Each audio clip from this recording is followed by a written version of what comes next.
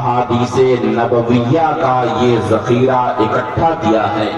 خود فرماتے ہیں کہ ما ادخلت فیہ حدیثا حتی اغتسلت بزمزم وصلیت رکعتین واستخرت اللہ تعالی حتی تیقنت بصحتی. امام بخاری فرماتے ہیں کہ میں نے اس میں جو بھی حدیث شریف لکھی ہے اس حدیث شریف کے لکھنے سے پہلے میں نے آب زمزم شریف سے غسل کیا اور غسل کرنے کے بعد پھر میں نے 2 رکعت نماز ادا کی اور نماز ادا کرنے کے بعد پھر میں نے اللہ رب العالمین سے استخارہ کیا.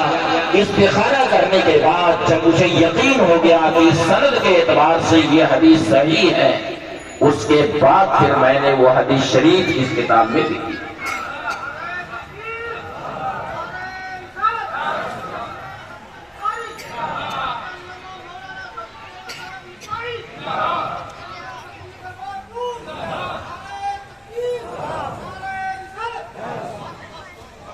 تو امام بخاری رحمۃ اللہ تعالی جنہوں نے اپنے سینے میں 6 لاکھ احادیث کو یاد کیا، 6 لاکھ حدیثیں انہوں نے یاد کی. اس زمانے میں 6 لاکھ کیا 6,000 بلکہ 1,000 حدیثوں کے حافظ سند کے ساتھ ڈھونڈیے تو بہت مشکل سے ملے، بہت مشکل سے ملے.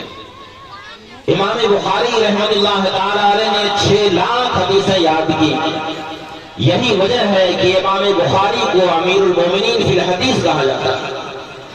6 لاکھ احادیث کریمہ میں سے تقریباً 9,000 احادیث کریمہ کا یہ مجموعہ ہے اور اس اہتمام کے ساتھ یہ مجموعہ تیار کیا کہ ہر حدیث شریف سے پہلے اس کے لکھنے سے پہلے امام بخاری نے غسل کیا.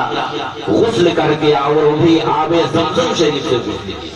یہ نہیں کہ عام پانی سے غسل کیا، آب زمزم سے غسل کیا اور غسل کرنے کے بعد 2 رکعت نماز ادا کی. نماز ادا کرنے کے بعد پھر استخارہ کیا. استخارے کے بعد جب دل مطمئن ہو گیا کہ سند کے اعتبار سے یہ حدیث صحیح ہے اس کے بعد پھر وہ حدیث شریف اس کتاب میں انہوں نے لکھی.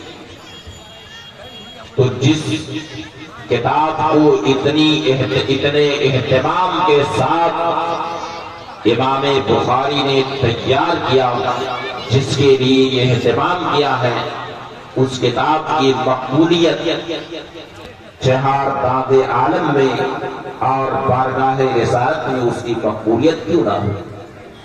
امام بخاری فرماتے ہیں کہ میں نے 16 سال کی مدت میں یہ کتاب تیار کی.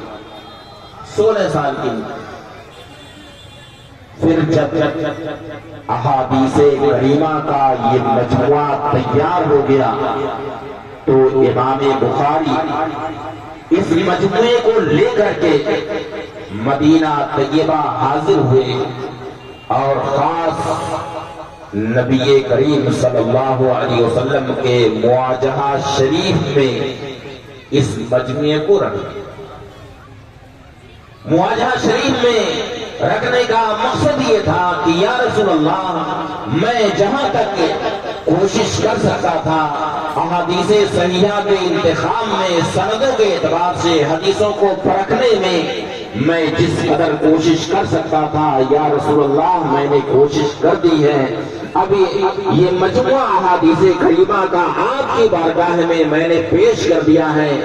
گویا کی بارگاہ رسالت سے وہ اجازت لے رہے تھے. اور پھر امام بخاری نے تراجم الابواب کو وہیں پر پھر قائم فرمایا. اس طرح سے اتنی مقدس جگہ پر یعنی 16 سال کی مدت میں مسجد حرام شریف میں یہ مجموعہ امام بخاری نے تیار کیا.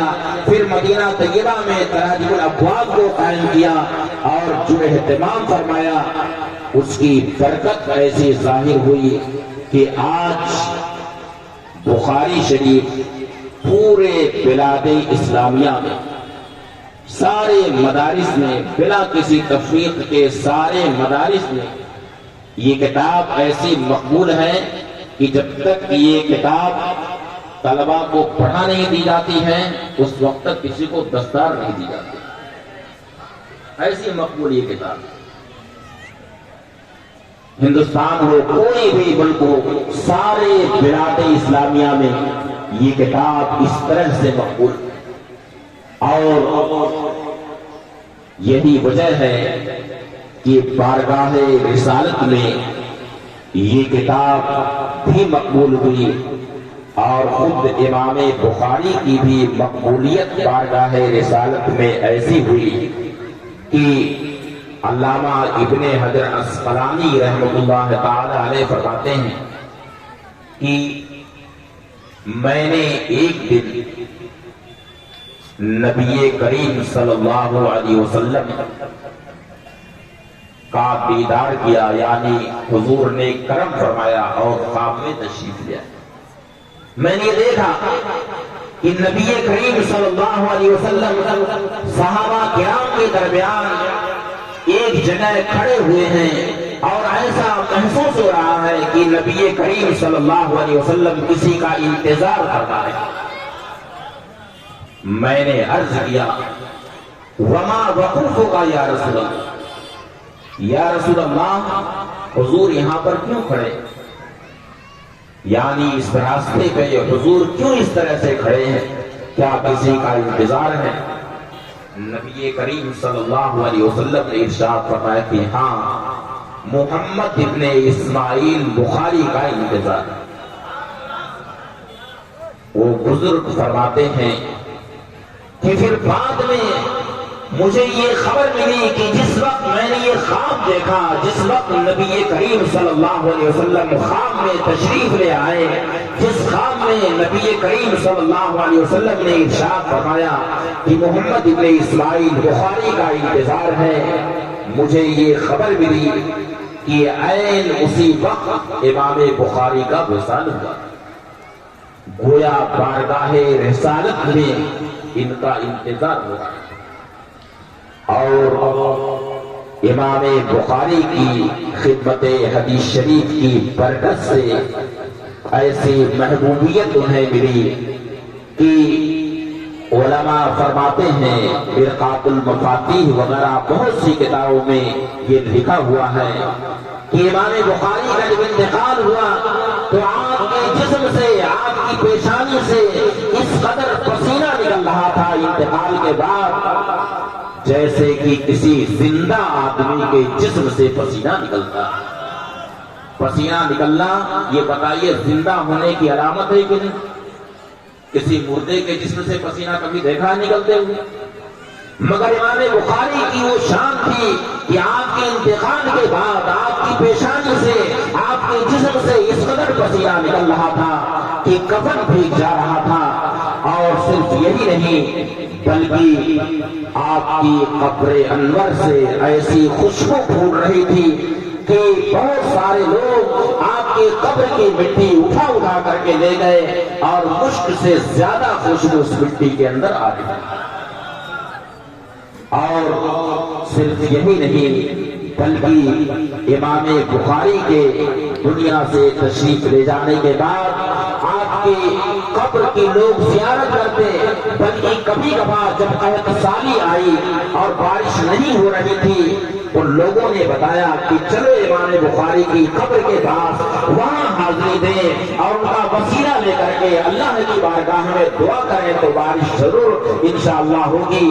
چنانچہ ایسے ہی ہوا کہ امام بخاری کے مزار گرنوار پر حاضر ہو کر کے لوگوں نے بارش کی دعائیں کی تو فوراً بارش نہ تھی، بارش رحمت نہ تھی۔ تو یہ انہیں جو